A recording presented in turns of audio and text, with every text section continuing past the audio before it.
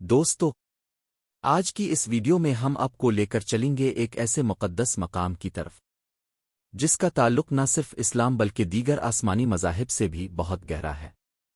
ہم آپ کو دکھائیں گے بیت المقدس کے اندرونی اور بیرونی مناظر، ساتھ ساتھ مسجد اقصی کی روپر جھلکیاں بھی آپ کے سامنے پیش کریں گے۔ ہم بات کریں گے اس عظیم واقعے کی جب حضور اکرم کو معراج پر لے جایا گیا، اور ذکر کریں گے حضرت عیسیٰ کے اللہ کی طرف اٹھائے جانے کا۔ اسی سرزمین پر حضرت ابراہیم نے قربانی کا عظیم امتحان پیش کیا، اور یہودیوں کے مقدس معبد کل سلیمانی کی کہانی بھی اسی شہر سے جڑی ہے۔ ہم یہ بھی دیکھیں گے کہ یہودی دوان گریا سے سر لگا کر کیوں عبادت کرتے ہیں، اور ہاں، بہت سے لوگ کنفیوز ہوتے ہیں کہ بیت المقدس اور مسجد اقصی میں کیا فرق ہے۔ تو آج کی اس ویڈیو میں ہم یہ سب معلومات آپ کے ساتھ شیئر کریں گے۔ ویڈیو کو آخر تک ضرور دیکھیں، اور اگر آپ چینل پر نئے ہیں تو چینل کو سبسکرائب کرنا نہ بھولیں۔ ویڈیو کو لائک کریں، شیئر کریں تاکہ یہ قیمتی معلومات ہر دل تک پہنچ سکے۔ تو چلیے آغاز کرتے ہیں آج کی تاریخی ویڈیو کا۔ آج ہم بات کریں گے اسلام کی تیسری مقدس ترین مسجد کی، جسے مسجد اقصی کہا جاتا ہے۔ یہ وہی مسجد ہے جو زمین پر دوسری مسجد کے طور پر تعمیر کی گئی۔ روایات کے مطابق خانہ کعبہ کی تعمیر کے 40 سال بعد اللہ کے نبی حضرت ابراہیم علیہ السلام نے اس مسجد کی بنیاد رکھی۔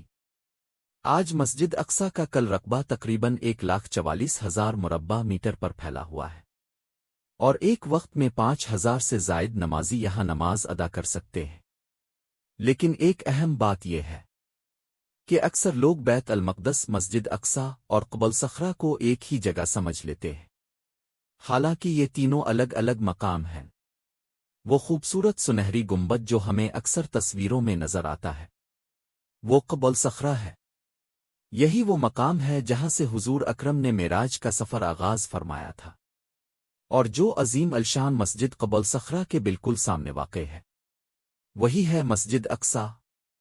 پورے علاقے کو جہاں تک 4 دیواری ہے، جس میں مسجد اقصی، قبل صخرہ اور دیگر مقدس مقامات شامل ہیں، اسے بیت المقدس کہا جاتا ہے۔ یہ ایک وسیع و عریض مسجد ہے جس میں مردوں اور عورتوں کے لیے الگ الگ حصے بنائے گئے ہیں۔ مسجد کے اندرون حصے میں آج بھی عرب فن تعمیر، پرانے اسلامی نقش و نگار اور روحانی سکون کا احساس ہوتا ہے۔ تاریخی طور پر جس شہر میں یہ مسجد واقع ہے، یعنی فلسطین، وہ حضرت عیسیٰ سے تقریباً 3,000 سال قبل قنون کے لوگوں نے آباد کیا تھا۔ اسی نسبت سے اسے فلسطین کہا جاتا ہے۔ اب آئیے سنت نبوی کی طرف۔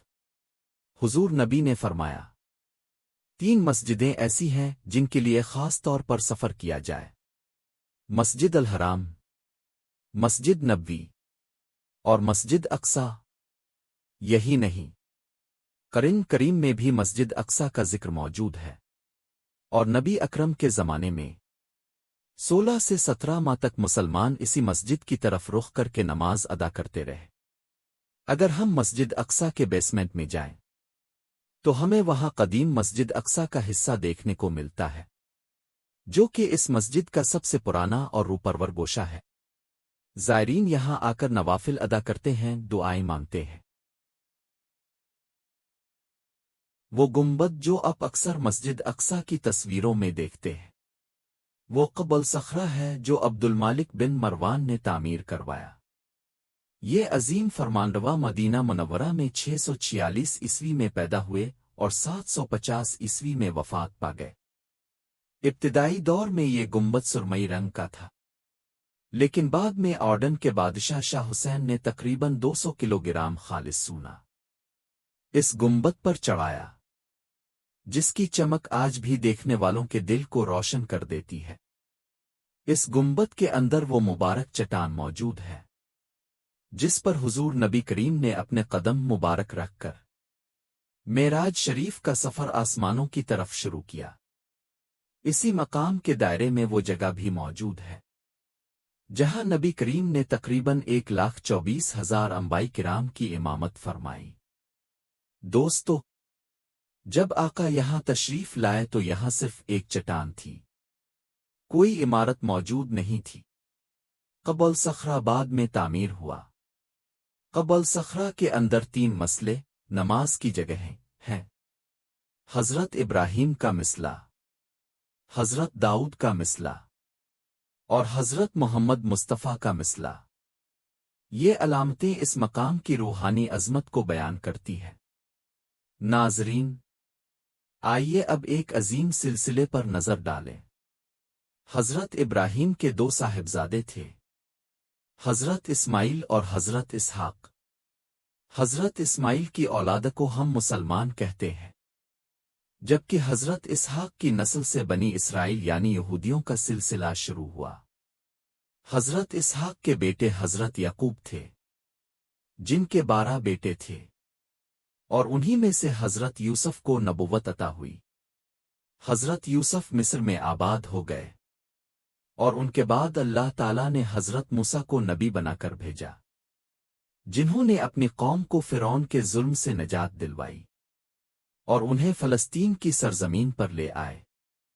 یوں بنی اسرائیل اس مقدس سرزمین میں آباد ہوئے۔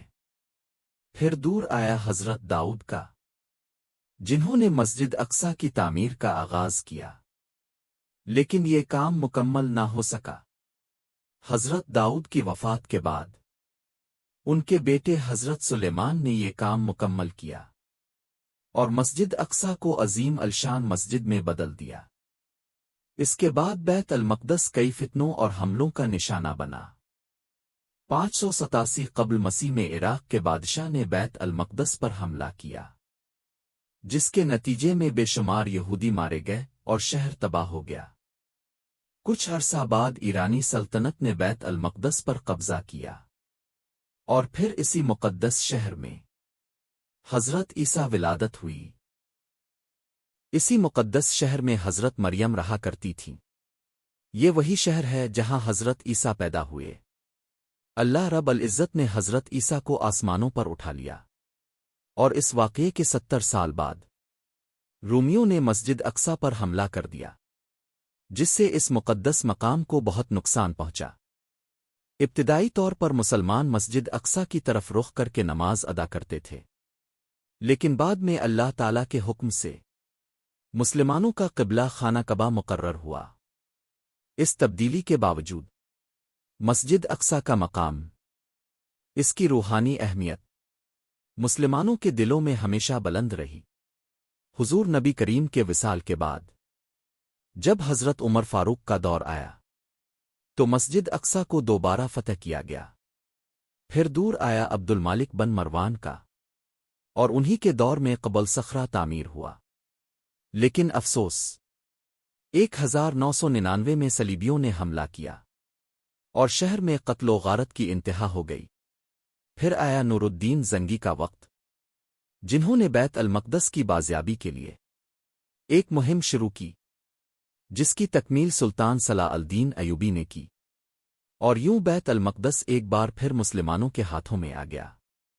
دوستو، 1918 تک بیت المقدس مسلمانوں کے قبضے میں رہا، لیکن پہلی جنگ عظیم کے بعد برطانیہ نے اس پر قبضہ کر لیا۔ یہ قبضہ دراصل یہودیوں کے لیے دروازہ کھولنے کی تیاری تھی۔ رفتہ رفتہ یہودی فلسطین آنے لگے، اور 1948 میں انہوں نے اسرائیل کے قیام کا اعلان کر دیا۔ اس دن کے بعد سے فلسطینی مسلمانوں پر ظلم و ستم کا ایک نہ ختم ہونے والا سلسلہ شروع ہو گیا، جو آج تک جاری ہے۔ یہودیوں کے مطابق تابوت سکینہ بھی قبل صخرہ کی چٹان کے نیچے دفن ہے، اور ان کا یہ بھی معنی ہے کہ حضرت ابراہیم نے حضرت اسماعیل کی قربانی کے لیے اسی چٹان پر قدم رکھا تھا۔